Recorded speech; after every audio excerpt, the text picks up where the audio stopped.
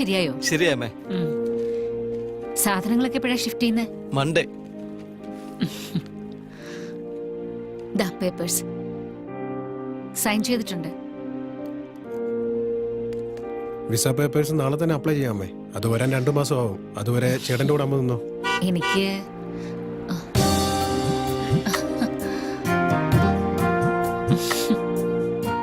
എന്നെ പറ്റി നിങ്ങൾ ആലോചിക്കണ്ട. നിങ്ങളുടെ ജോലിയും ആരോഗ്യമൊക്കെ നോക്കിയാൽ മതി.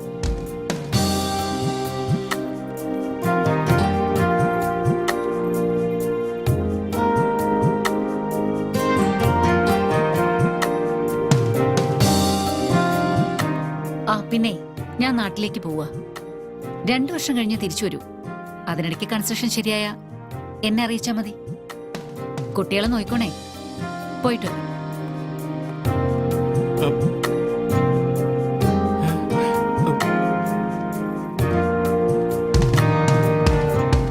നന്നായി പഠിക്കണേ മക്കളെ. ശരി മുത്തശ്ശി. കുസൃതിയൊന്നും കാണിക്കരുത്. ആ ശരി.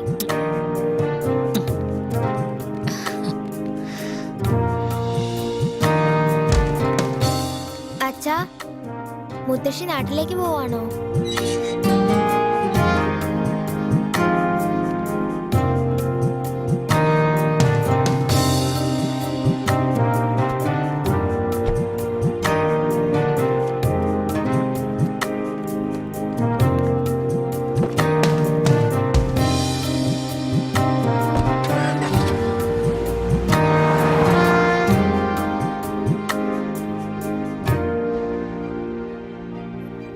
ആ ശരി, ഓക്കെ, 10 ലക്ഷം.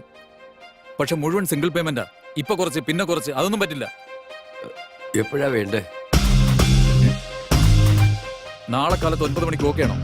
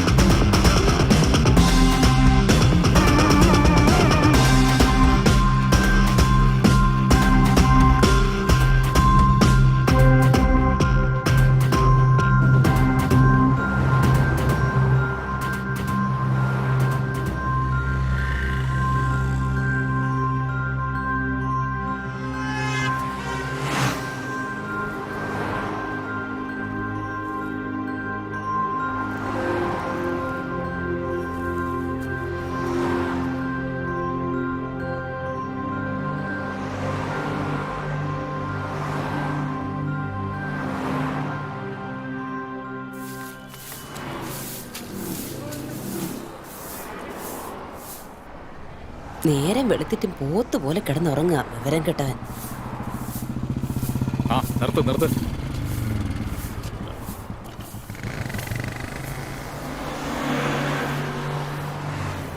എഴുന്നേക്കടാ. നേരം വെളുത്തിട്ടും ചുരുണ്ടുകൂടി കിടക്കാൻ ഇത് നിന്റെ തന്തയ്ക്ക് ശ്രീധനം കിട്ടിയതാണോ? എഴുന്നേക്കടാ. ഡാ.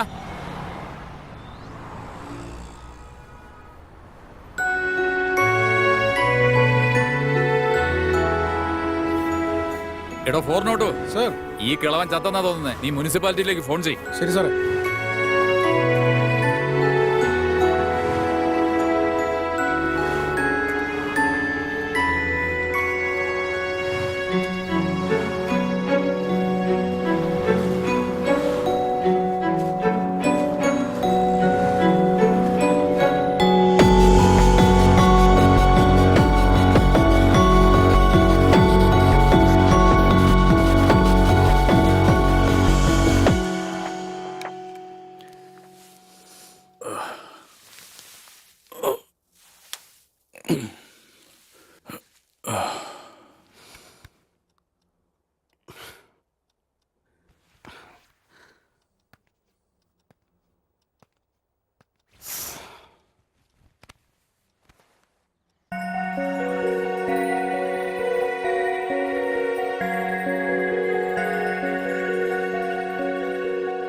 അച്ഛാ,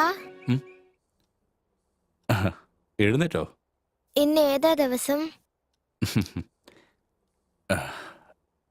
ഇന്ന് സ്കൂൾ ഹോളിഡേയാ മോളെ. മോള് ചിത്രയുടെ വീട്ടിൽ പോയി കളിച്ചോ. അച്ഛൻ ജോലി കഴിഞ്ഞ് വന്ന് കൂട്ടിക്കൊണ്ടുവന്നോളാം. ഓക്കെ?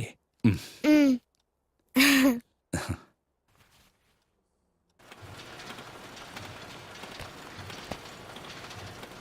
ആ എന്താ എഴുതി കഴിഞ്ഞോ? ആ ഇത്ര പെട്ടെന്ന് എഴുതി കഴിഞ്ഞോ?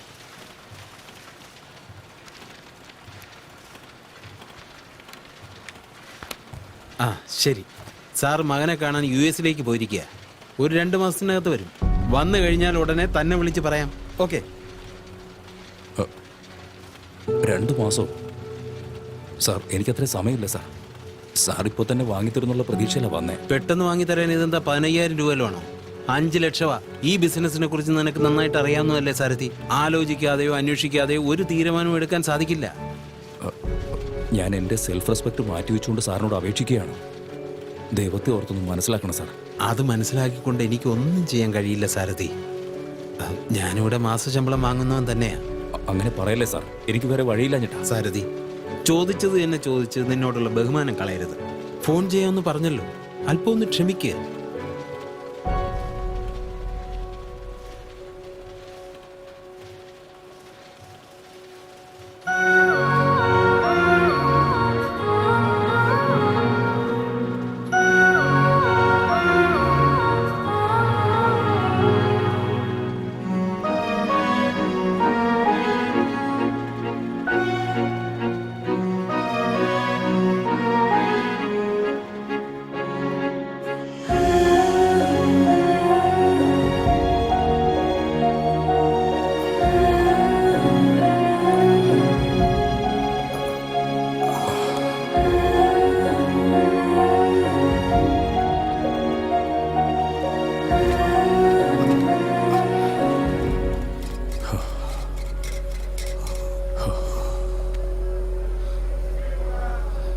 ചായ വേണം സാർ? ആദ്യം കുടിക്കാൻ കുറച്ച് വെള്ളം എടുത്തിട്ട് വാ. ശരി സാർ.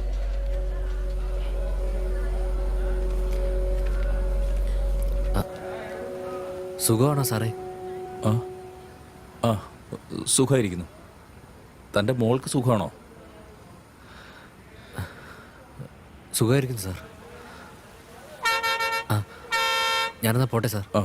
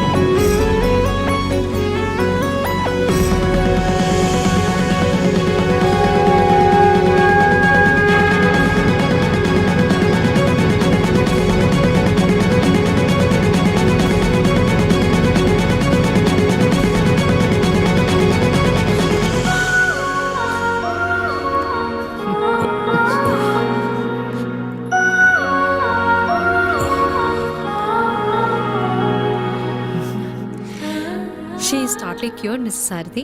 നാളെ മുതൽ നിങ്ങൾ ഹോസ്പിറ്റലിൽ വരേണ്ട ആവശ്യമില്ല. All the best.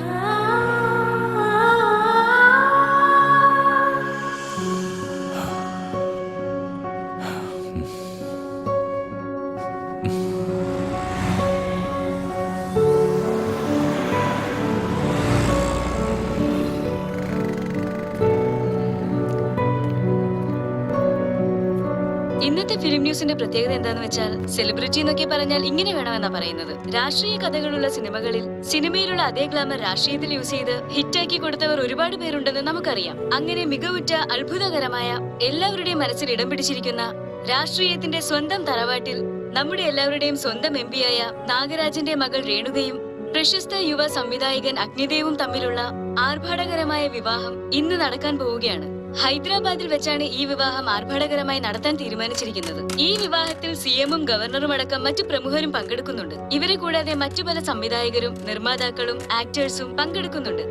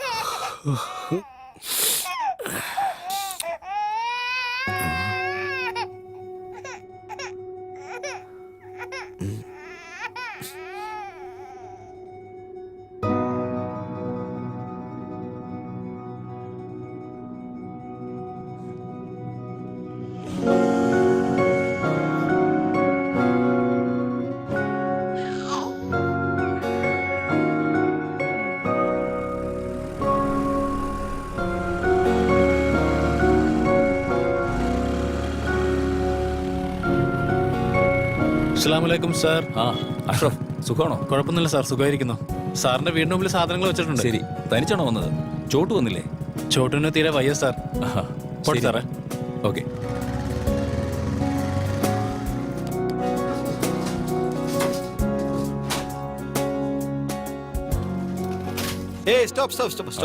ഓ, താനായിരുന്നു. Hi.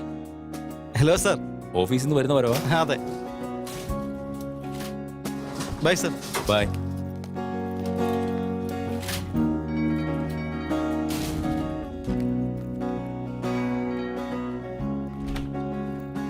Hi. Hi. Hello Sarathi sir. Hi. അല്ല, കാവ്യ എവിടെ പോയി? സ്കൂളിൽ പോയിരിക്കുക. സ്കൂളിൽ നിന്ന് വന്നോടനെ വീട്ടിലേക്ക് ഒന്ന് അയക്കണേ. തീർച്ചയായും. എന്താ ലേറ്റ് ആയി? ഓഫീസിൽ ഇന്നൊരു മീറ്റിംഗ് ഉണ്ടായിരുന്നു.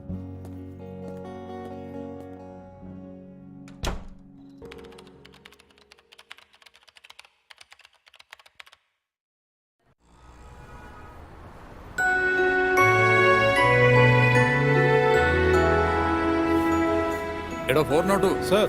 ഈ കിളവൻ ചത്തെന്നാ തോന്നുന്നേ. നീ മുനിസിപ്പാലിറ്റിയിലേക്ക് ഫോൺ ചെയ്യും. സർ.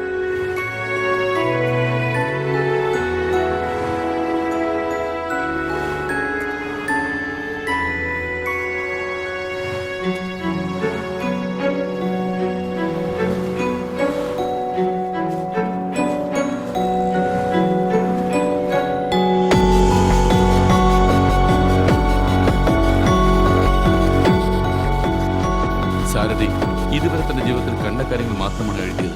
പക്ഷേ ആ സഞ്ജയ് അയാളുടെ ജീവിതത്തിലെ കഥ തന്നെ മാറ്റി. അച്ഛാ, ഒരു കഥ പറഞ്ഞതാ അച്ഛാ. ഉറങ്ങുമോളെ, മണി 11 അച്ഛൻ കഥ പറഞ്ഞു തന്നാ ഞാൻ ഉറങ്ങാം. ശരി, എന്ത് കഥയാ പറയണ്ടേ? രാജാവിന്റെ റാണിയുടെ ഉറുമ്പിന്റെയും കഥ. ശരി.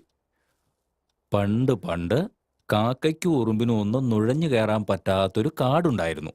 ഒരു ദിവസം ഒരു രാജാവ് ആ കാട്ടിൽ വേട്ടയാടാൻ പോയി.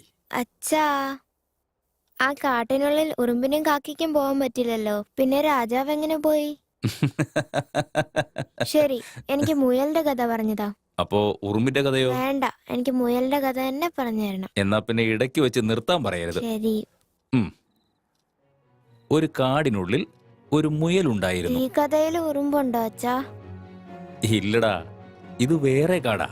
ഇവിടെ മുയല് മാത്രമേ ഉണ്ടാവൂ. ഈ കഥയിലും രാജാവ് വേട്ടയ്ക്ക് പോവോ അച്ഛാ? അത് വേറെ കഥ, ഇത് വേറെ കഥ. ഈ കഥയിലും ഉറുമ്പിനും കാക്കയ്ക്കും കയറാൻ പറ്റാത്ത ചെറിയ കാടാണോ അച്ഛാ? കവിയെ, നിനക്ക് ഈ കഥ കേൾക്കണോ വേണ്ടയോ? ശരി ശരി, പറ. ഒരു കാടിനുള്ളിൽ ഒരു ചെറിയ മുയൽ കുഞ്ഞുണ്ടായിരുന്നു. അത് ഒരു ദിവസം അമ്പിളിമാമനെ കണ്ടു.